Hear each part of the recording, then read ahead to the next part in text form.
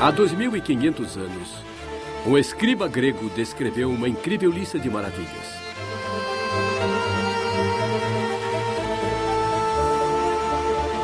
O que é visto com o olhar da mente, disse ele, nunca poderá ser destruído.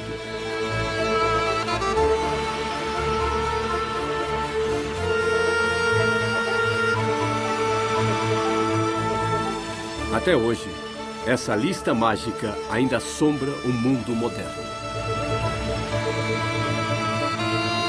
As 7 maravilhas do mundo.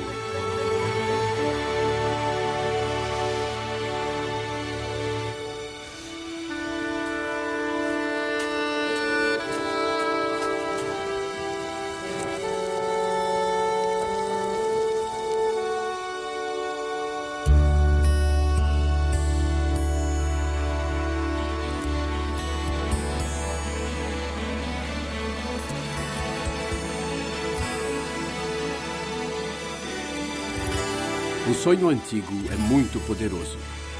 A lista clássica das 7 maravilhas ainda encoraja a competição. E novas listas de maravilhas também. Em pesquisas de opinião, a Ópera de Sydney é regularmente apontada como a maior maravilha do mundo moderno.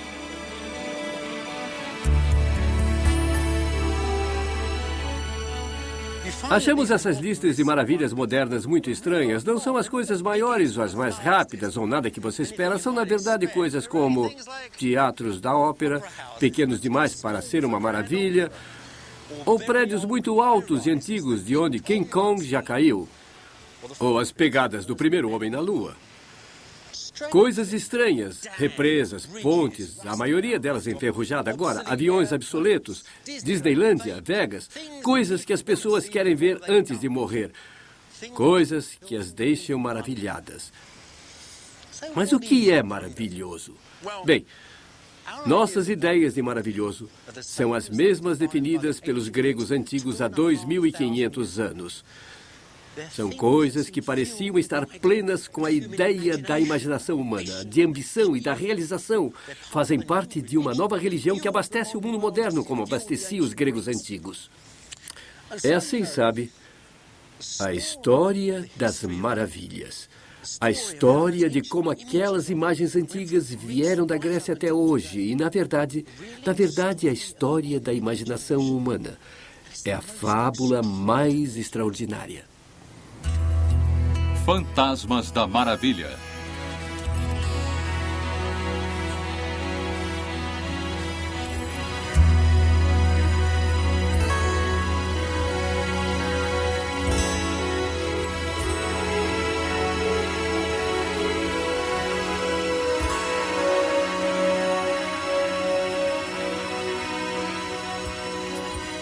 Escalar o interior do Teatro da Ópera é um pouco como escalar o interior das pirâmides. Você viaja pelo teto da imaginação humana, de volta aos mais antigos fantasmas da maravilha.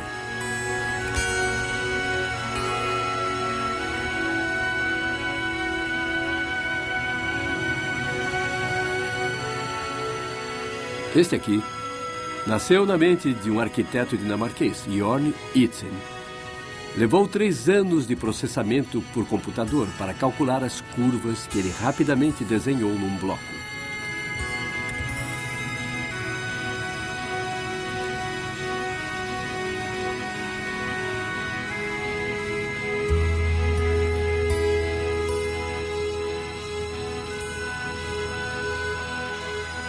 Titânio e resina segurou tudo junto. Desenhos soltos, tornados concretos com alta tecnologia dos anos 60.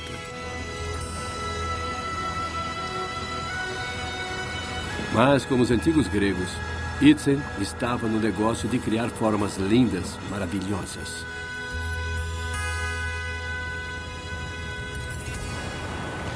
Hoje em dia, a própria natureza da maravilha está mudando. Não é mais o hardware, não são os prédios. É o software que os desenha. Não são mais as grandes estátuas, é a pílula. É o telefone, a coisa que junta todos os edifícios do mundo, não apenas um edifício. É um processo. E isso nos leva, de uma forma estranha, de volta aos primórdios da civilização moderna, de volta aos primórdios das maravilhas e das pirâmides do Egito.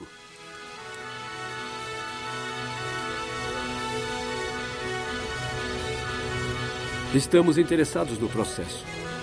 As pirâmides egípcias não são apenas monumentos incríveis, mas o resíduo de um processo que empobreceu toda uma nação. Milhares e milhares de pessoas trabalhando década após década, eles fizeram a única maravilha do mundo antigo que sobreviveu. A mais velha também. De todas as maravilhas antigas, as pirâmides são as únicas que estão em todas as listas de maravilhas do mundo.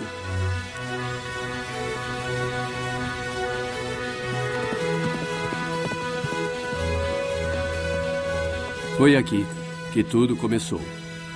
A longa viagem da imaginação humana que chega até hoje.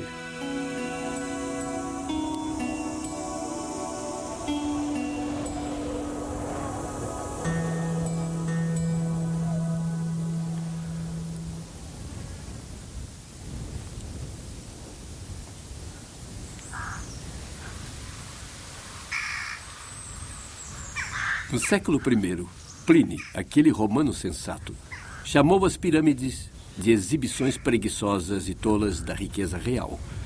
Naquela época, elas já tinham 2.500 anos e seus propósitos verdadeiros tinham sido perdidos. Claramente, as pirâmides são as tumbas dos reis, mas também eram uma outra coisa. Para os antigos egípcios, eram como amigas. Por terem construído as pirâmides, os egípcios inventaram a noção do estado sagrado. As pirâmides, portanto, eram a prova de que seu reino estava em ordem e unido à eternidade. Assim como fazemos hoje, os egípcios antigos vinham ficar na areia para se maravilhar com as pirâmides. Qual será, então, o processo em que essas duas coisas são feitas? As pirâmides e o Estado juntos.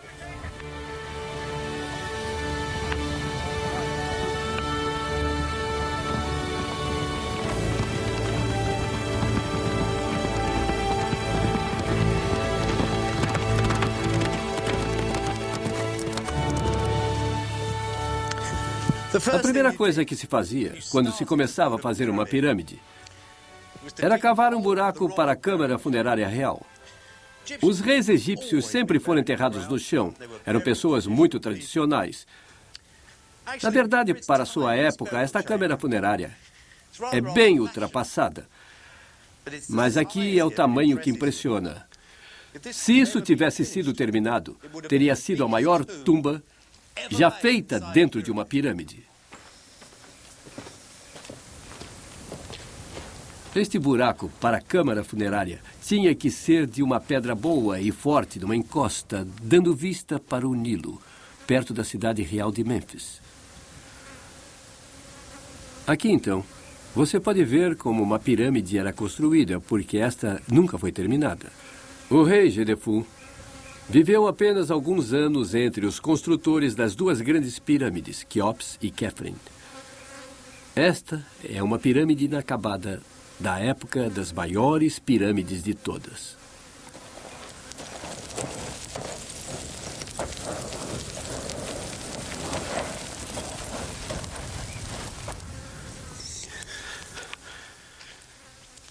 Quando terminaram de fazer o buraco para a câmara funerária, os construtores de pirâmides mobilizaram toda a população disponível do Egito para mover blocos do tamanho desses para a pirâmide.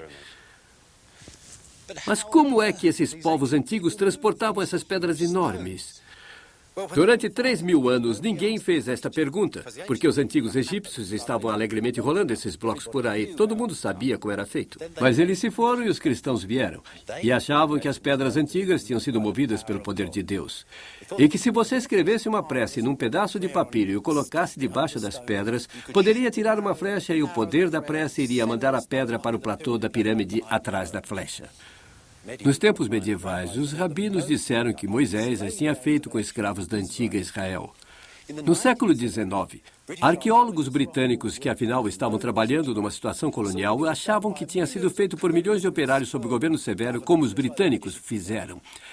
Hoje, é claro, temos situações ecologicamente engenhosas, onde professores aparecem com pedaços de madeira e sugerem que se você molhasse isso e secasse aquilo, tudo ia pelos ares. O fato é que a verdade é bem mais simples. Alguns anos atrás, houve um congresso de arqueólogos aposentados num vilarejo na França. E esses senhores idosos, sem muito esforço físico, empurraram enormes blocos de pedra pela rua principal num teste, usando lama e água. Os blocos se moviam como se estivessem sobre o gelo.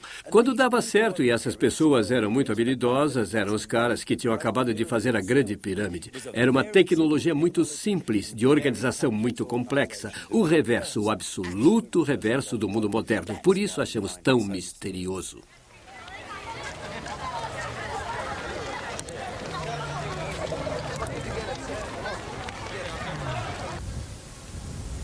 As pirâmides desta primeira grande era de construção de pirâmides não são apenas as primeiras grandes estruturas de pedra do mundo, nem apenas as maiores, mas também as mais precisas. As pirâmides egípcias são muito mais do que uma nação jogando blocos de pedra. São precisamente feitas nos pontos da bússola. Seus cantos são ângulos retos quase perfeitos, e o comprimento de seus lados é virtualmente o mesmo.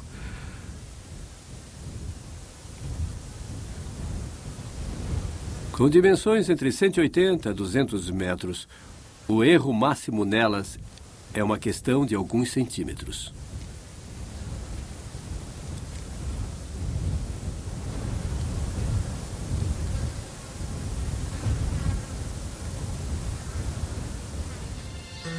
Para eras futuras, esta geometria mágica, esta precisão extraordinária era sobrenatural. Escritores medievais árabes diziam que as pirâmides tinham sido construídas para medir o tempo, o próprio tempo. Eles escreveram: tem medo das pirâmides. Eminentes matemáticos e astrônomos europeus procuraram ligações entre a Grande Pirâmide e a ordem universal. Teorias assim eram baseadas nas câmaras internas da Grande Pirâmide, cujos corredores e câmaras foram feitos com precisão mortal. Havia 3 câmaras funerárias. A primeira foi cortada na rocha debaixo do centro da pirâmide do modo tradicional. Mais tarde, um segundo corredor foi cortado e uma segunda câmara funerária construída no final dele. Mas essa também nunca foi terminada. E mais uma vez outro corredor. A enorme galeria especial, uma maravilha por si só, foi estendida até o alto coração da pirâmide e uma terceira câmara funerária colocada no final.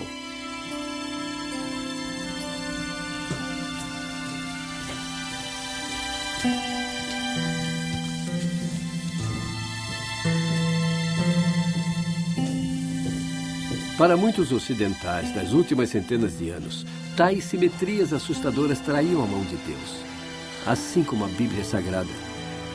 Se fosse assim, as medidas dessas pedras antigas continham a história do futuro delas, assim como o livro das Revelações. Contando os anos pela história da criação da Bíblia, eles mediram os corredores. Pela era de Adão e dos patriarcas, pelos profetas e reis, a vida de Jesus, o arco no portal da câmara funerária mais alta, que eles dizem marcava o ano de 1914. O mesmo ano que, de acordo com os ocidentais dos anos 20, tinha visto o começo da maior calamidade que o mundo havia visto. De repente, então, o futuro estava ali, na grande câmara funerária dos reis Quéops. Pode imaginar? Esses místicos modernos, os segredos da história, o futuro de seu regente, lentamente se aproximam do fim do mundo. Em 1928... Loucura, não funciona mais de um modo estranho. Essas pessoas tinham visto alguma coisa sobre a mentalidade antiga, alguma coisa sobre a procura da eternidade. Estas entradas de ar vão direto para as estrelas principais do lado de fora da pirâmide. Este prédio está trancado no paraíso. O chão, se você estendesse daqui uns 50 metros, a pirâmide em cima tem exatamente a metade do tamanho da grande pirâmide em sua totalidade. Existe uma geometria mágica acontecendo aqui. Estas paredes são tão precisamente construídas, norte, sul, leste e oeste, que só estão fora por centímetros de um grau. O sarcófago, antes dos turistas aparecerem, era tão perfeito que apenas instrumentos de medição modernos poderiam encontrar discrepância de tamanho. Então, os antigos também estavam interessados em algum tipo de afeição eterna. O rei tinha sido colocado no coração do Egito e no coração do paraíso, e o Nilo, afinal, corre do sul para o norte e o sol cruza o leste para o oeste. Eles estavam buscando a eternidade e fizeram esta sala tão dura como diamante, o mais perfeita possível, para que o rei e o Egito durassem para toda a eternidade.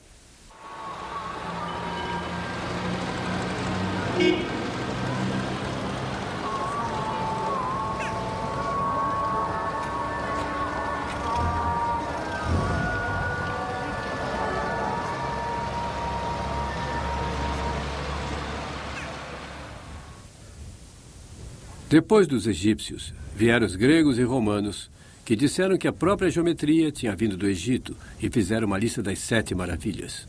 Depois vieram os cristãos, que evitavam coisas pagãs. As pirâmides nem são mencionadas na Bíblia. Para eles, todas as verdadeiras maravilhas foram os feitos de Deus. Por um tempo, as 7 maravilhas antigas pareciam ter desaparecido, mas essas incríveis pedras no deserto perduraram. E peregrinos ainda atravessam as areias para vê-las.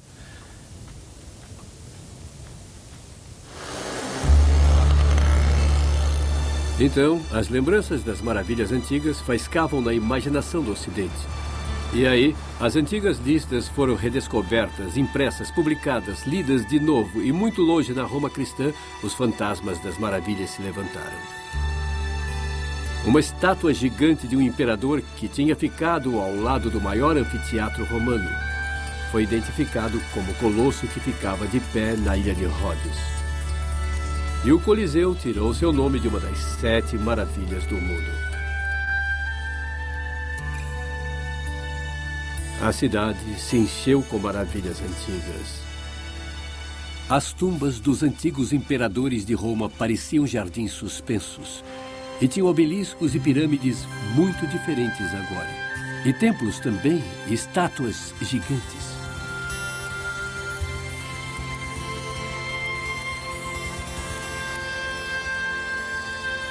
Agora Roma, e não a Babilônia, estava cheia de estrelas e zodíacos.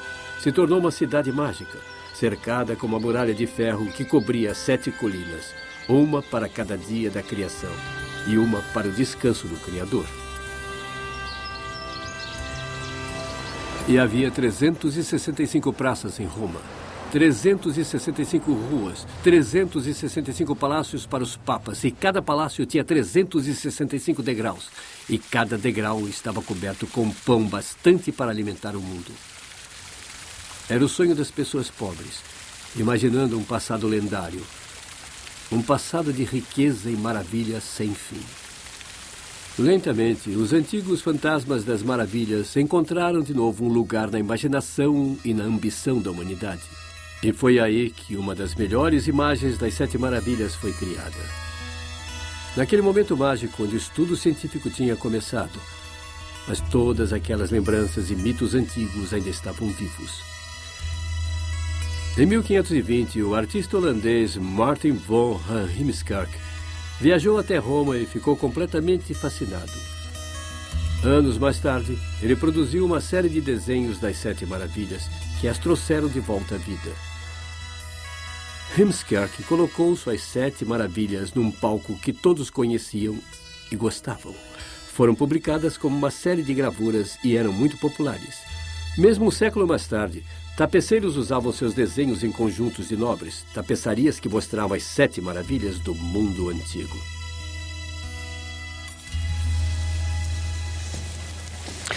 Esta é talvez a mais famosa das 7 maravilhas de Heemskerck, o grande colosso de Rhodes no porto da cidade. Na verdade, essa figura não foi ideia de Heemskerk. É claro que ele não era desse jeito. O que aconteceu foi que um viajante foi a Rhodes, ouviu a história local e colocou um desenho dela num livro de geografia. Heemskerk roubou o desenho que era apenas desta figura, mas ele a colocou nessa paisagem maravilhosa e mágica. Ele está contando a história do Colosso. E vem o que acontece. É uma invasão árabe. Estão vendo aqueles barquinhos entrando com escravos, com galeões cristãos indo embora? O povo local está rezando ao Colosso que os ajude. E aqui estão os trabalhadores árabes demolindo o grande rosto da estátua. Ele está realmente trazendo as 7 maravilhas à vida. Esta aqui enfoca a coisa de outra forma. Conta uma outra história. Não é a destruição de uma das maravilhas, mas a sua construção. É o grande templo de Ártemis em Éfeso, a deusa corretamente vestida no estilo do norte, e os mestres construtores trabalhando para construir as colunas. Mas é aqui que ela fica muito interessante, porque esta coluna aqui é igual à da entrada, e dizem que este rosto aqui é do rei Salomão e que esta é a construção do Templo de Salomão. O que aconteceu nos tempos medievais é que as 7 maravilhas que eram pagãs foram substituídas por outras maravilhas. Então a pirâmide se torna a Arca de Noé, o templo de Ártemis se torna o Templo de Salomão. Tem uma outra coisa muito interessante nessa tapeçaria aqui. Esses pobres trabalhadores que a fizeram em Bruxelas realmente tiveram que seguir os grandes desenhos, mas as bordas permitiram que eles fizessem o que quisessem. E esses caras, em suas pequenas e escuras oficinas, estavam pensando nas 7 maravilhas do mundo, não na visão grandiosa, mas na visão pequena e comum. E digamos que você tem aqui mais uma das 7 maravilhas góticas. O pássaro mágico, a fênix que constrói a sua pira funeral que é acesa pelo sol e ao queimar até morrer acaba ressuscitando como uma imagem de Jesus Cristo. E tem outra maravilha bem local aqui, que é a pequena fonte quente da cidade francesa de Grenoble. É maravilhoso ter água quente sem ter que esquentar.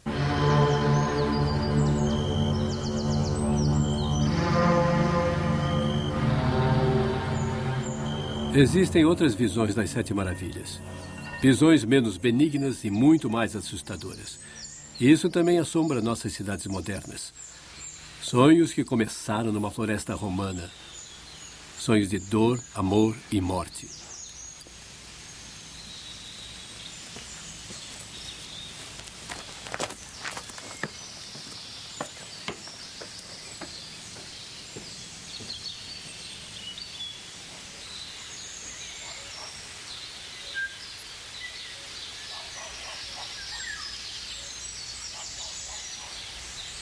Este prédio estranho é uma fechadura do tempo da Renascença. A entrada para um sonho das 7 maravilhas do mundo.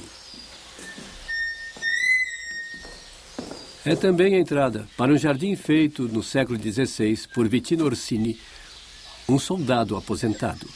Um homem inteligente, cínico, entretendo seus amigos aqui.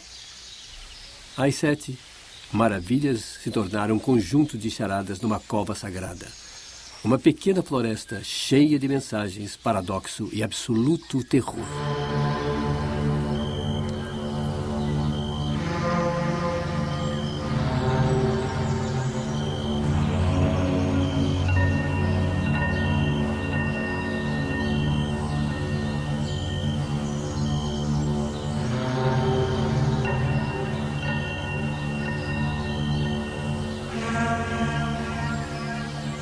Orsino transforma o Colosso das 7 maravilhas num lutador louco rasgando seu adversário no meio.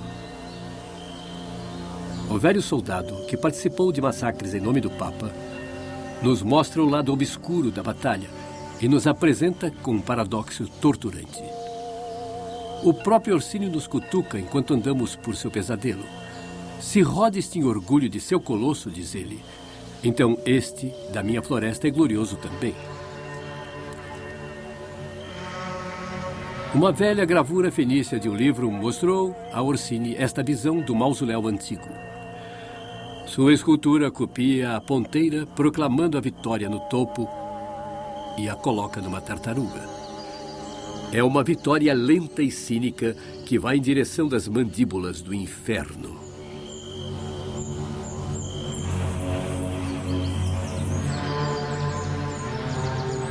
E na própria boca da cabeça, Orsino escreveu as famosas palavras de Dante. Abandonem os pensamentos aqueles que entrarem aqui. Outra dessas gravuras mostra o sonho erótico de um monge. 2 amantes olhando as ruínas de uma cidade antiga na floresta. Orsino também fez uma ruína nova em folha em sua floresta. Uma ruína de tumba cortada de uma única pedra. Estes foram os primeiros exemplos dos ocidentais tirando prazer das ruínas. Um prazer que agora move a indústria da mídia mundial. É um negócio turístico de bilhões de dólares. Aqui, finalmente, há esperança. A luz do mundo, o Faros de Alexandria, uma das 7 maravilhas desenhada por um amigo de Orsino. Mas o mundo fica equilibrado da cabeça de um monstro e é cercado por uma alameda de deuses de 4 cabeças. É um sonho muito moderno. Um sonho que pega as 7 maravilhas e as usa para colocar uma nova questão. Um pouco mais tarde, esse mesmo mecanismo vai colocar os fantasmas das maravilhas em quase todas as cidades do mundo. Um homem sozinho. O homem que fez o desenho do farol para Orsino. O artista e aquariano Piro Ligório deu início à jornada das 7 maravilhas para fora dessa floresta solitária.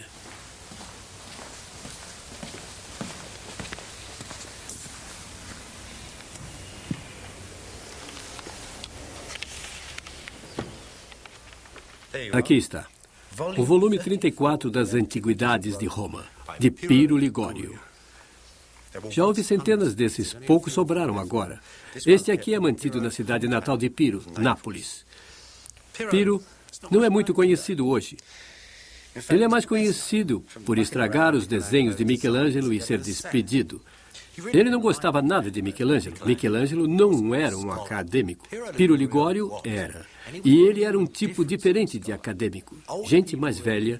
Tinha apenas lido os livros antigos, imaginado o passado. Acabaram vendo um passado cheio de dragões e alquimistas, assim como homens sábios, mas uma coisa muito distante. Mas Piro viu o passado como uma grande máquina que tinha derramado e espalhado seus pedaços pela paisagem. E ele estudou os pedaços e os colocou junto com os textos antigos. Então, aqui está um livro que descreve todos os monumentos de Roma escritos à mão. Isso nunca foi impresso, por isso é tão precioso. A maioria desses monumentos não existe mais. Aqui tem uma parte sobre o rei dos deuses. Altar, moeda, canos de esgoto, estátuas. Devagar, Piro está remontando o mundo antigo, remontando o contexto. Um pouco antes, com Bamasso, o mundo antigo tinha sido um lugar de fadas e dragões e alquimistas. Mas Piro aqui está realmente começando a entrar na coisa. Ele vê o mundo passado como uma máquina. E nesta máquina, as 7 maravilhas têm um papel muito especial. Olha só o que ele tem a dizer sobre alguns desses deuses. Aqui está a deusa Ártemis, cujo maior templo ficava em Éfeso, como Piro bem sabia. Piro sabia quase tanto sobre Ártemis como sabemos hoje. Este é o lindo desenho que ele fez dela. Ele a via como a mãe do universo, meio como a Virgem Maria. Ele via assim, como aquele universo antigo, como uma era em que a humanidade era simbolizada e retratada de uma forma incrível. Abriu o passado como nunca tinha sido feito antes.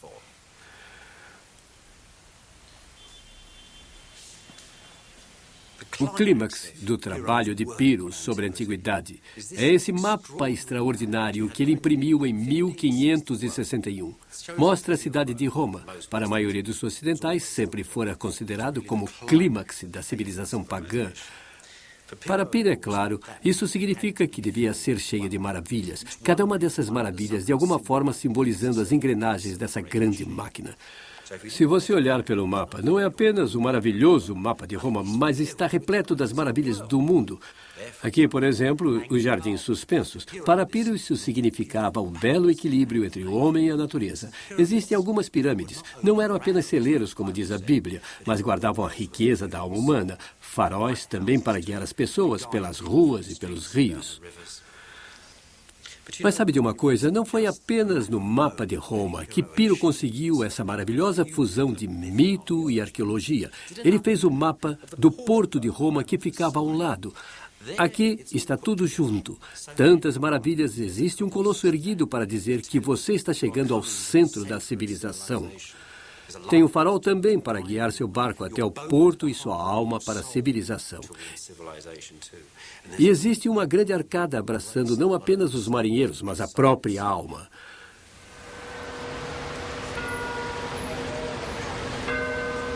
Tudo isso seria uma inspiração para as praças de Roma?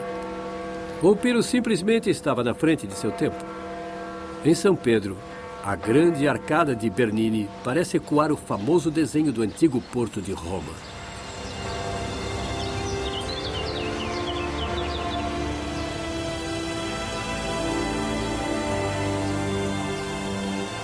E todas as maravilhas estão aqui também, agora exorcizadas pelos papas católicos. O obelisco egípcio, que Piro chamava de pirâmide, está coroado agora com uma cruz dourada. E o porto pagão de Piro é agora um santuário para os fiéis, rodeado pelas estátuas colossais dos santos.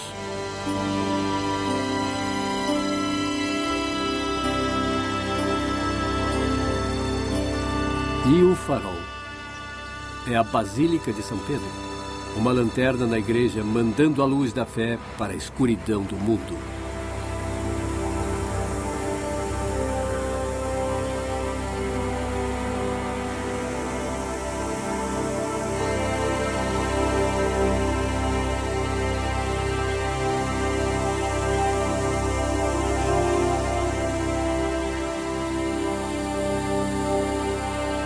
Rua por rua, praça por praça, toda Roma se enchia de sonhos das maravilhas. Um teatro cheio de novas maravilhas, ecoando os fantasmas antigos.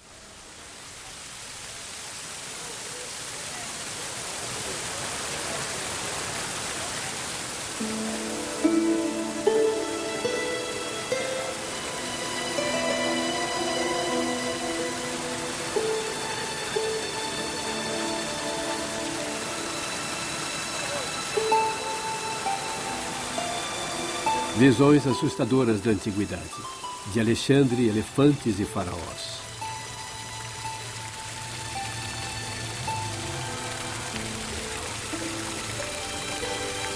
De pirâmides e mausoléus, de reis mágicos, rainhas e imponentes templos enormes.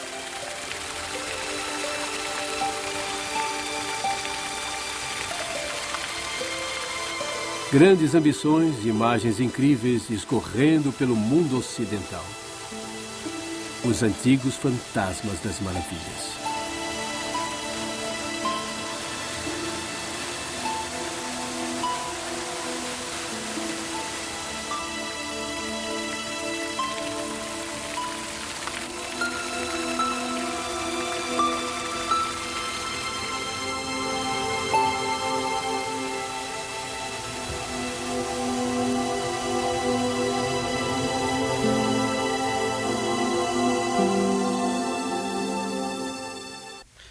Foi um arquiteto austríaco que finalmente trouxe as 7 maravilhas para a Terra.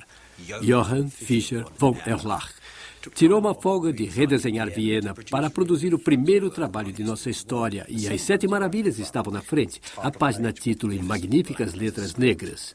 E aqui, imediatamente, estão as 7 maravilhas. São as 7 maravilhas como processo. Não são as 7 maravilhas como assombro, milagre. Aqui temos uma figura da Babilônia, trabalhada na forma em que os jardins eram irrigados. Também aponta que era o maior prédio de tijolos já feito.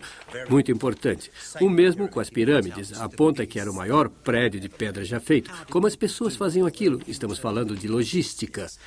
Quando chegamos em Zeus, esta não é apenas a maior estátua de marfim já feita. Ele teve também esta preocupação em como se acomodava no templo. Estamos realmente olhando para o início do mundo moderno. Mausoléu, grandes templos, Ártemis. Ele descreve como uma perfeita mistura de mármore e pedra.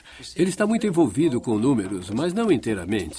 Ele ainda tem o maravilhoso velho colosso de Rhodes em cima da muralha do porto.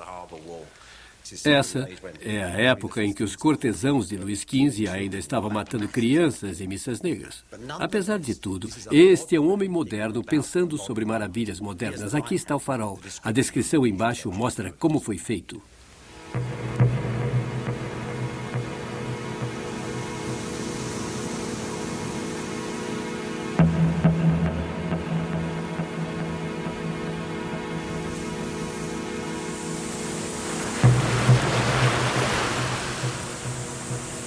Mas no século XVIII, no mesmo século de Von Erlach, a própria maravilha estava lentamente se transformando, mudando para se espalhar pelo mundo.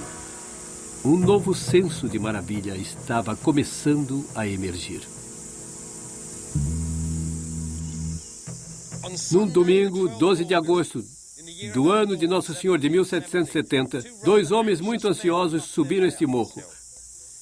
Capitão James Cook, da Marinha Real, e o botânico Joseph Banks.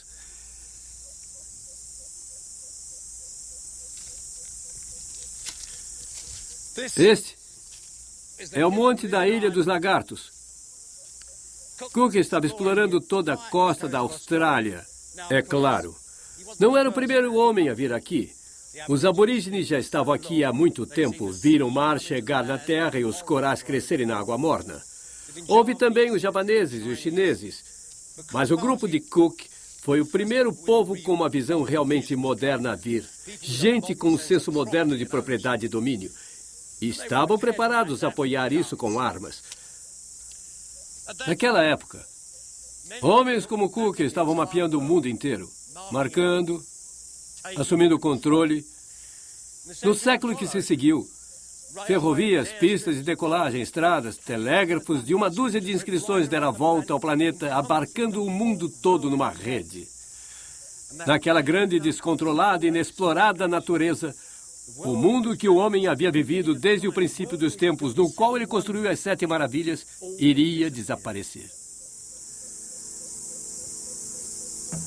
Enquanto subiam, com o calor escaldante e a alta umidade, eles não pensaram em nada disso. Estavam procurando uma saída de uma armadilha mortífera. A armadilha era feita de coral vivo. Quando o capitão Cook velejou para o norte na costa australiana, a sólida muralha da grande barreira de corais o tinha empurrado cada vez mais para perto da costa. Por milhares de quilômetros, Cook a evitou com sucesso, indo atrás de pequenos barcos mandados para reconhecimento do perigo submarino. Em 11 de junho, o Endeavour bateu no Recife e ficou encalhado. Com as ondas balançando o barco, o coral afiado cerrou o casco do Endeavour. Os marinheiros viram partes da quilha boiando na superfície. Jogaram fora tudo o que puderam e conseguiram mantê-lo flutuando. Depois de uma semana desesperada de ventania, eles encontraram uma enseada infestada de crocodilos, onde ancoraram o Endeavour e começaram a consertá-lo.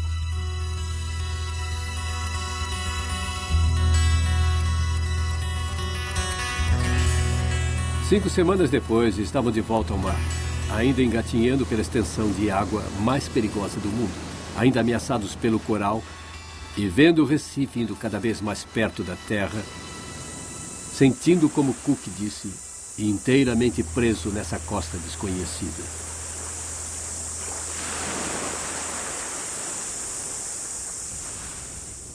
Subiram o morro da Ilha do Lagarto, o mais alto do Recife, para ocupar uma saída da barreira de corais para o mar aberto. De cima do morro, Cook viu a saída, uma passagem estreita através do Recife, e tomou as coordenadas pela bússola. No dia seguinte, o Endeavour velejou triunfante pelo perigoso pequeno canal através da grande barreira e para o alto mar. Hoje em dia, o labirinto, a armadilha de Cook, é considerada uma das maravilhas do mundo. A grande barreira de corais, tão grande quanto o estado da Califórnia, é o maior organismo vivo do mundo e o único que você pode ver do espaço. O que Cook viu como perigo aterrorizante é uma coisa que a maioria das pessoas quer ver antes de morrer. Mergulhar aqui é incrível. 400 corais diferentes, 1.500 espécies de peixes, 400 moluscos e animais maravilhosos como baleias e tartarugas. Quando se voa sobre ela, parece uma corrente de opalas no fundo do mar. Mas apenas o microscópio pode mostrar os detalhes dos pólipos de coral que fizeram isso tudo.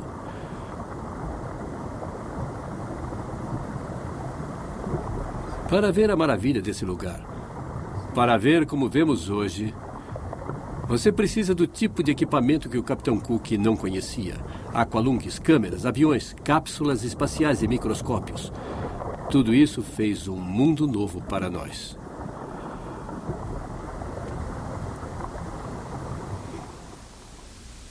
Cook nunca saberia disso, mas seus mapas e planos das costas desconhecidas se tornaram parte de uma rede básica desse novo universo, onde há maravilhas de um tipo diferente. Maravilhas da natureza, manipuladas e observadas.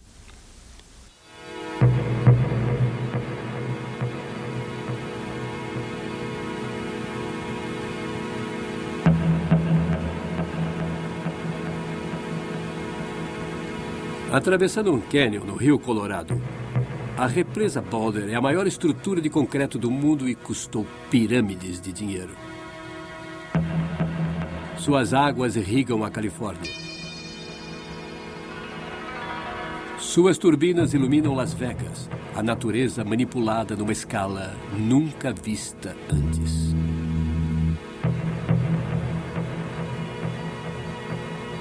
Agora, o grande mundo natural é preso e ligado novamente à humanidade. Usando poderosas forças básicas, fazemos eletricidade e todas as outras energias modernas. Criamos um novo mundo como maravilhas muito modernas.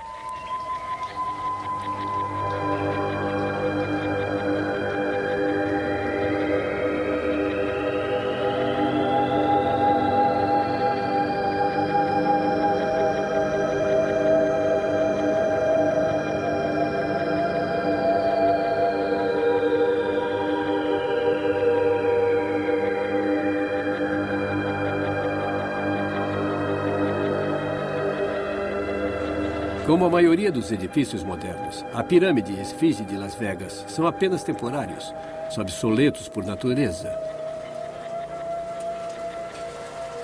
As maravilhas antigas foram construídas para sempre, para cortesãos e reis.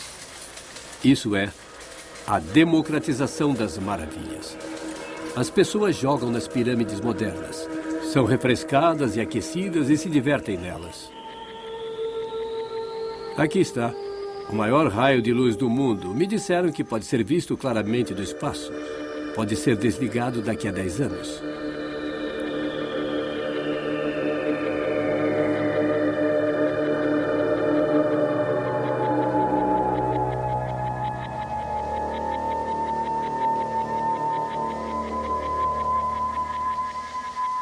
Sua última refeição boa foi 3.000 anos atrás? Jante no luxo. Claramente, as maravilhas estão em outro lugar. A próxima maravilha do mundo, Las Vegas. Agora talvez as cidades, com seus nervos de arame, tenham se tornado uma maravilha. Não são o tipo de coisa que tradicionalmente se chama de maravilha, mas são maravilhosas. Tão maravilhosas como uma paisagem. E como uma paisagem, elas são continuamente moldadas pelas forças naturais.